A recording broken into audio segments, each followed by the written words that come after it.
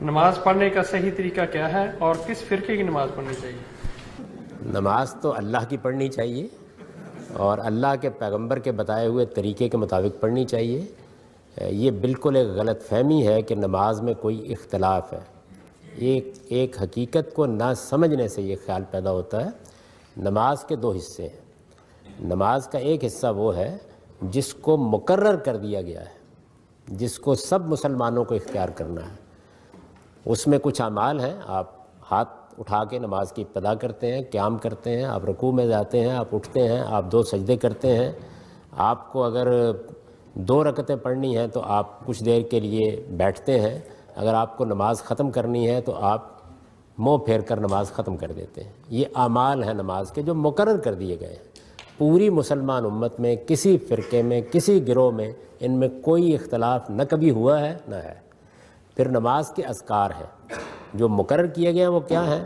آپ کو اٹھتے بیٹھتے ہوئے اللہ اکبر کہنا ہے، رکوع سے اٹھتے ہوئے سمع اللہ لمن حمدہ کہنا ہے، آپ کو جب منہ پھیر کے نماز ختم کرنی ہے تو السلام علیکم ورحمۃ اللہ کہنا ہے۔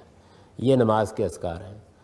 کبھی ان میں کوئی اختلاف نہیں ہوا۔ سب گروہوں سب فرقوں کے اندر اسی طرح سے یہ ادا کیے جاتے ہیں۔ یہ نماز ہے جو اللہ کے رسول صلی اللہ علیہ وسلم نے مقرر کی۔ اس کے سوا اب آپ کو باقی کیا کرنا ہے؟ رکوع میں کیا پڑھیں، کچھ پڑھیں یا نہ پڑھیں، سجدے میں کیا کریں، جب آپ بیٹھتے ہیں 2 رکعتوں کے بعد یا آخر میں بیٹھتے ہیں اس میں کیا کریں۔ حضور نے فرمایا کہ دعا مناجات جو تمہارا جی چاہتا ہے کرو، اردو میں کرو، پنجابی میں کرو، انگریزی میں کرو، جس میں چاہے کرو، کوئی ذکر مقرر نہیں کیا گیا۔ تو یہ وہ دائرہ ہے جس میں اختیار دیا گیا ہے۔ اختلاف اس میں ہوتا ہے، ہونا ہی چاہیے۔ یہ دیا ہی اس لیے گیا تھا اختیار تاکہ نماز 2 چیزوں کا مجموعہ بنے، ایک مقررہ اذکار اور اعمال اور دوسرے ہم اپنی طرف سے کیا کہنا چاہتے ہیں۔ آپ رکوع میں دعائیں کیجئے، مناجات کیجئے، آپ سجدے میں دعائیں کیجئے، مناجات کیجئے، آپ بیٹھتے ہیں جب وہ دعائی کے لیے مقرر کیا گیا ہے اس میں دعائیں کریں، اس میں کوئی چیز مقرر نہیں کی گئی۔ رسالت مآب صلی اللہ علیہ وسلم نے یہی تعلیم دی ہے اور نماز میں ان معاملات میں کوئی اختلاف نہیں ہے، بالکل کبھی کوئی اختلاف نہیں ہے مقرر کردہ میں۔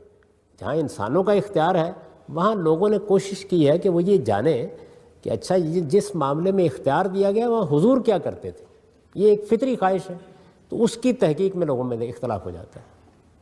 درحال ہے کہ وہ تحقیق کوئی ضروری بھی نہیں تھی، کر لی تو جس کی جو تحقیق ہے اس کے مطابق عمل کر لیں، کیونکہ وہ آپ کا اختیاری حصہ ہے، وہ نماز کا لازمی حصہ نہیں ہے۔ آپ کے میرے اختیار پر چھوڑ دیا گیا ہے، آپ اس میں نماز پڑھیں۔ اور یہی وجہ ہے کہ جو حصہ دعا کے لیے مقرر کیا گیا ہے، لوگوں کو چونکہ اس میں عربی کی چند چیزیں سکھا دی گئی ہیں، وہ ان کو پڑھنے کے بعد سلام پھیرتے ہیں، پھر کہتے ہیں یہ دعا کرنی ہے۔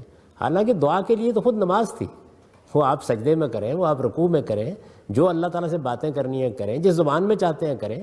لیکن نماز کے لازمی اذکار کیا ہیں؟ وہ سورہ فاتحہ اور قرآن ملانا، وہ ہر حال میں عربی میں ہوگا۔ اللہ اکبر کہنا، سمع اللہ لمن حمدہ کہنا، السلام علیکم ورحمۃ اللہ کہنا۔ تو یہ نماز کے لازمی اذکار ہے۔ اور یہ جو نماز کے لازمی اذکار میں سورہ فاتحہ اور قرآن ملانا ہے، اس میں بہت بڑی معنویت ہے۔ سورہ فاتحہ کیا ہے؟ یہ اصل میں رسول اللہ کی اور قرآن کے نزول کی دعا ہے۔ یعنی گویا انسانیت یہ کھڑے ہو کر کہہ رہی ہے کہ پروردگار جن کو تو نے ہدایت کا علمبردار بنایا تھا ان میں سے کچھ تیرے غضب کا شکار ہو گئے، کچھ گمراہیوں میں پڑھ کے مسیح کو خدا بنا بیٹھے، اب اہدنا الصراط المستقیم، صحیح راستہ بتا۔ اس کے جواب میں قرآن نازل ہوا ہے، تو اس کو آپ ایک سمبولک طریقے سے اپنی نماز میں روزانہ یاد کرتے ہیں، یعنی وہی دعا کرتے ہیں پھر قرآن کا کوئی حصہ پڑھتے ہیں۔